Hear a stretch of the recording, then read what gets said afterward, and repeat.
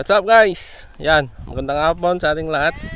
Nandito tayo ngayon sa ating mga alaga. Tinignan natin, binisita. At eto nga, nakita natin parang disyerto na yung ating kapaligiran guys. Pati yung mga tanim natin na pinya, tignan nyo. Kawawa sila oh. Wala na, yung tuyo yung lupa. Pati damo, kulay brown na. Mayroong isa doon, yung isang buntis na karnero natin, nakawala. Hindi ko alam kung saan dumaan. O, tignan natin sila. Check natin dito. Kawawa, pati yung mga talim natin na pinya. Wala rin. Wala na, doon na si Rigor oh. Rigor, lika dito Rigor.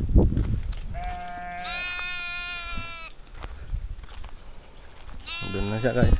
Parang kailangan na nating wala na nating mag-deworm. Wala na talaga. Walang makain no. Alam nyo guys, nag-start kami magkambing nung 2019. I think nasa November ata yun noon. Basta nasa kalagitnaan 2019 nag-start kami sa native guys. Pero kahit ngayon meron pa rin kaming native. Kasi wala tayong pambili ng mga pure breed, pure blood. Kasi sobrang mahal. Kaya ngayon nag-upgrade tayo kahit papano at hinaluan natin ng tupa. Yan, kung nakita nyo naman kanina meron tayong tupa. Ang kagandahan kasi ng kambing guys, kapag nasa 4 months pa lang kasi pwede mo nang i-dispose or lumaki na pwede nang patayin, ganun. So nag-start kami 2019, nag-start kami sa native, and then ang kailangan nyong i-consider first is yung kung meron kayong bakanteng lote, dapat importante yung pamastulan. Pero kung wala naman kayong bakanteng lote, kung masipag naman kayong magkumpay, pwede lang naman. Kaso kailangan mo ng maraming oras para sa pagkukumpay. At kagandahan naman kasi kapag meron kayong bakante lote, pwede kayong magtanim ng kanilang kakainin. Pwedeng napier, madre de agua. Marami guys, maraming pwedeng itanim na kakainin ng ating mga alaga.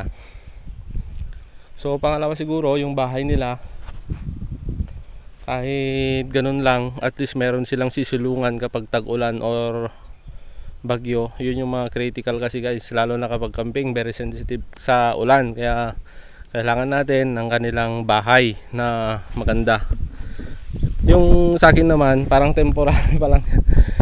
Kasi kahit bahay lang naman ng kambing yan, kung gusto mong maganda, kailangan din ng pinansyal. Medyo kapos pa tayo sa pinansyal, kaya ganun muna. And then kapag meron naman tayong, siguro pag may pera na naman tayo, pwede nating dugtungan or gagawa ng mas maganda para doon. Pero napaka safe naman na yan. Nasubukan ko na yan nung mga bagyo ganun na dumaan. So yun lang. At ang ginagawa ko naman is monthly yung kanilang deworming, at saka pinagsasabay ko yan, deworming tsaka yung vitamins. Okay na yun. Nung last month lang, nung mga February, tinamaan ng orf yung mga alaga natin. Kaya kung nakikita nyo dun sa yung last na video natin, nandun, check nyo na lang sa ating latest na video, nandun yun. Kasi ilang videos pa lang naman yung na-upload natin dito sa channel natin. Nandun yun, pinakita ko kung ano yung ginawa namin at kung ano yung gamot na nilagay natin. So yun, para maiwasan, para lumakas yung mga resistensya ng mga alaga natin. Monthly check up, mag-deworming tayo, at saka vitamins. At saka guys, meron pala tayong tungkol lang sa deworming, meron tayong pang buntis at saka hindi buntis. Baka magde-deworm kayo at saka buntis naman yung kambing nyo. Mas safe na ang gagamitin na lang natin kapag babae, dumalaga, or yung inahin na, yung safe sa mga buntis na, para hindi makunan guys. Meron tayong nabibili dyan online, yung fenbendazole. Tama, fenbendazole. Yan. Kasi yung naman isa is albendazole. Yun yung ginagamit ko Kaya kahit pa paano okay naman tong mga kambing namin. Tsaka pala ang nag-aalaga pala dito si father ko. Hindi ako yung talagang nakatutok dito, kaya minsan o madalas kawawa siya kasi medyo ano na rin, marami-rami na rin tong mga alaga natin. Nandyan sila guys. Meron pala akong nakita dito sapatos ng kabayo, ang laki guys. Ang laki oh. Tingnan nyo naman oh. Kasi yung mga sapatos ng mga kabayo natin ngayon nanliliit, pero ang laki oh. Oh, mas malaki pa ata dito sa kamay ko. Tingnan nyo guys oh. Kasi sabi ng lola ko kasi etong lupa na to, yan daw kasi libingan ng mga Hapon noong unang panahon.